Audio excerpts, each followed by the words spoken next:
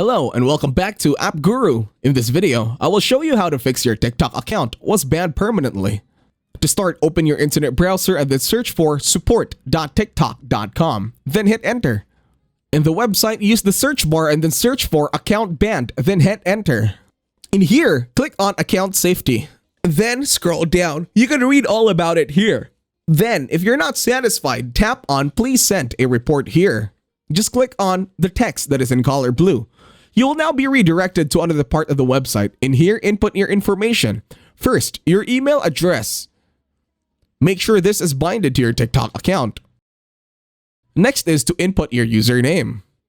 Then over a topic, click on account or ban suspension. Then on tell us more, you're going to click on banned account, not age related. And then in this box over here, you will input your problem or give TikTok a summary of your issue. You can also copy what I'm posting here so that you don't have to type. Now check the two boxes and then click on submit. Then wait for TikTok to give you a response via email. And that's it. Thank you very much for watching. Please leave a like, share, and subscribe to the channel.